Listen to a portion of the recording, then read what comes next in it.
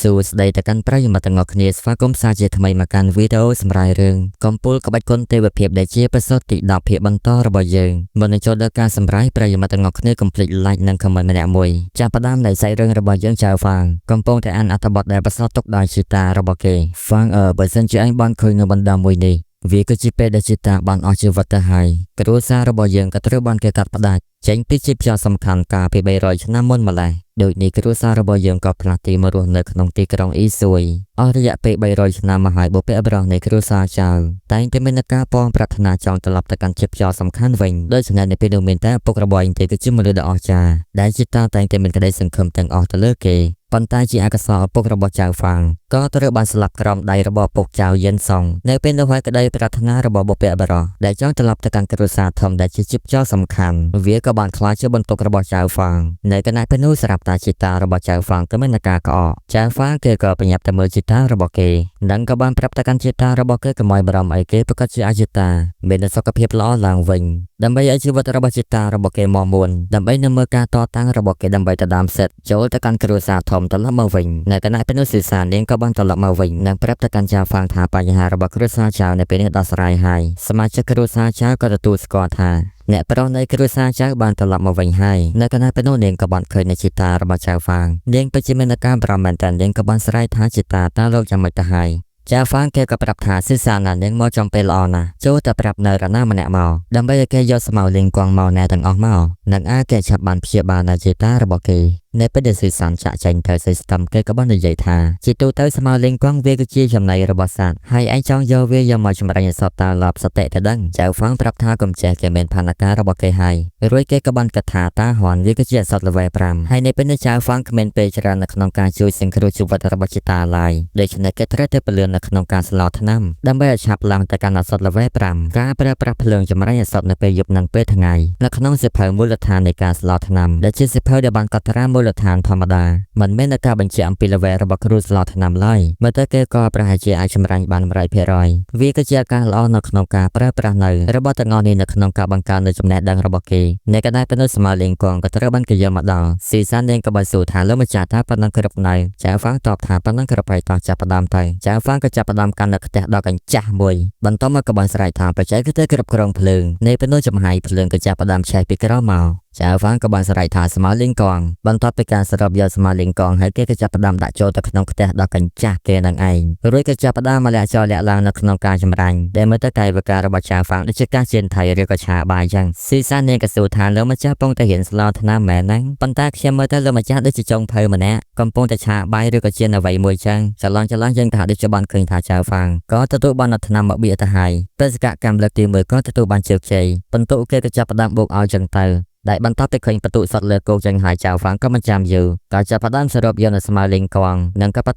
ប្រើប្រាស់នៅបច្ចេកទេសស្លោរបស់គេដូចជាចុងភៅហើយក៏ទទួលបានក្របថ្នាំពីក្របទៀតហើយមិនអស់ត្រឹមនៅឡើយចៅហ្វាងក៏ចាប់ផ្ដើមចម្រាញ់ទៀតដែលយើងមើលទៅកាន់លើបឿននៃការសរុបយកស្មាលេងកងវាក៏ពិតជាលឿនមែនតើរីឯបន្ទុកវាក៏បូកកាន់តែលឿនដែរអ្នកទាំងពីរនោះក៏ពិតជាមានការភ្ញាក់ផ្អើលមែនតើអ្នកដែលគួរអាណិតជាងគេគឺសិស្តំនឹងឯងមើលទៅកាន់កាយវិការរបស់គេចាំប្រកាសក៏ដូចជាការចាំកាត់បន្ទុកទៅឲ្យចៅហ្វាងហ្នឹងវាក៏ពិតជាញាប់ស្អិចមែនតើឡើងចង់ខាំងម៉ាស៊ីនរបស់គ្នាហើយរីឯចៅហ្វាងក៏នៅតែបន្តឆោកឆាកចឹងឯងសិស្តំក៏នៅតែបន្តប្រកាសដែលចំណែកចៅហ្វាងក៏មិនខ្វល់អ្វីទាំងអស់ឡើយតែពីស្លោឆោកឆាកនឹងឯងចលងយើងក៏បានឃើញថាថ្នាំដែលចៅហ្វាងចម្រាញ់មកបានច្រើនមែនតើរីឯបន្ទុកនៃការបូកក៏វាបូកច្រើនដែរមើលទៅញាប់ស្អិចតែម្ដងគេលេទៅមើលសិស្តំនៅពេលនេះកាំងមែនតើហើយពិតជាគួរឲ្យណាត់គ្នាមែនតើចៅហ្វាងធ្វើបាបបន្ទាប់ពីការចម្រាញ់របស់ចៅហ្វាងចលងចំហាយក៏ចាប់ផ្ដើមសាយភាយបន្ទាប់ពីចំហាយស្ងប់យើងក៏ហាក់ដូចជាបានឃើញថាថ្នាំចំនួនវាក៏ពិតជាច្រើនមែនតើមិនដឹងជាប្រមាណទេប៉ុន្តែម្ចាស់ហ្វាងក៏និយាយថាទីបំផុតវាគ្រប់ចំនួននៅក្នុងការផ្លាស់ប្ដូរនៅសត្វល្វែ5នេះពេលនេះគេអាចបដូរយកនៅគ្រឿងផ្សំដែលអាចចម្រាញ់នៅថ្នាំហនតានល្វែ5បានហើយរួចចៅហ្វាងក៏បានហៅទៅកាន់សិស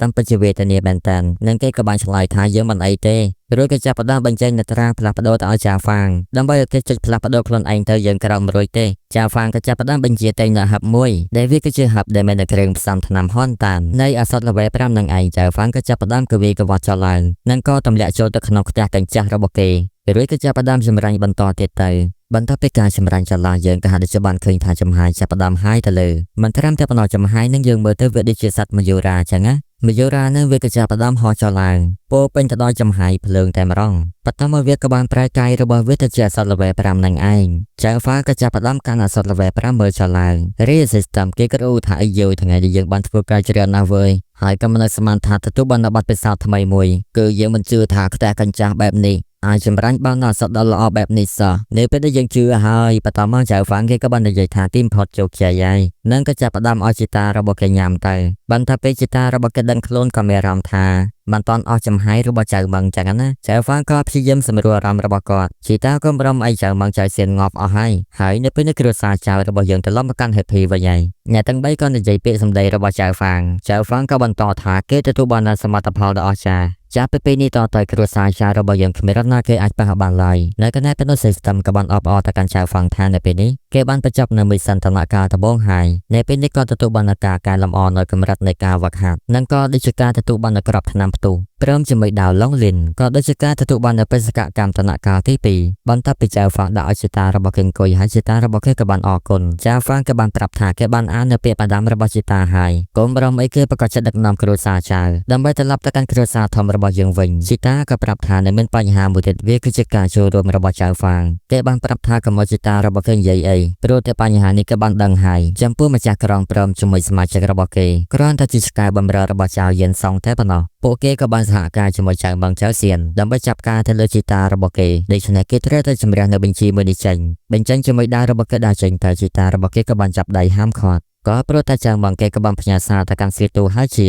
ដើម្បីបញ្ជាក់អំពីកម្រិតនៃការវឹកហាត់របស់ចៅហ្វាំងកាន់តែមានការកើនឡើងនេះបើសិនជាសមាជិកធំនៃគ្រួសារចៅពួកគេពិតជាបានដឹងអំពីបញ្ហានេះជីតារបស់ចៅហ្វាំងគ្រាន់តែខ្លាចថាពួកគេកំចាត់នៅចៅហ្វាំងចោលដូចជាឪពុករបស់ចៅហ្វាំងពួកគេប្រកាសជាប្រើប្រាស់នៅគ្រប់មធ្យោបាយថោកទាបកំចាត់ចៅហ្វាំងជាមិនខានឡើយចៅហ្វាំងក៏បានប្រាប់ថាសឺទូហ្វាំងត្រូវបានគេសម្លាប់នេះពេលនេះម្ចាស់ក្រុងសឺទូហៅជាគេក៏បានដឹងដែរថាកម្លាំងរបស់ខ្ញុំបច្ចុប្បន្នកើនឡើងគេមិនអាចពួនសង្ងំទៀតបានឡើយម្យ៉ាងទៀតគ្រួសារចៅដែលជាសាខាធំពួកគេក៏បានបញ្ជូននៅបេសកជនរបស់ពួកគេមកបើទៅបញ្ចឹងក្តីមើលទៅគេក៏ប្រហែលជាមិនខ្លាំងប្រមាណទេនៅពេលដែលខ្ញុំបានចាប់ការទៅលើពួកគេហើយខ្ញុំក៏ធ្វើដំណើរទៅកាន់ភ្នំពពកបិសាចដើម្បីវឹកហាត់នៅកម្លាំងរបស់ខ្ញុំបន្ថែមទៀតនេះពេលនោះជីតាគ្រាន់តែរងចាំខ្ញុំទៅបានហើយបន្ទាប់ពីការវឹកហាត់របស់ខ្ញុំកន្លះឆ្នាំក្រោយមកនេះពេលនោះខ្ញុំប្រកាសជាចូលទៅកាន់ទីក្រុងដើម្បីចូលរួមនៅក្នុងការប្រកួតប្រជែងសិល្បៈក្បាច់គុននៅកន្លែងប៉ុណ្ណឹងអ្នកបម្រើក៏បានស្រែកថានៅពេលនេះមានបញ្ហាហើយទីឈៀវដែលគឺជាមេបញ្ជាការឆ្មាំការពារទីក្រុងពួកគេក៏បាននាំកម្លាំងរបស់គេមកឡំពាត់នៅគ្រួសារចៅរបស់យើងហើយ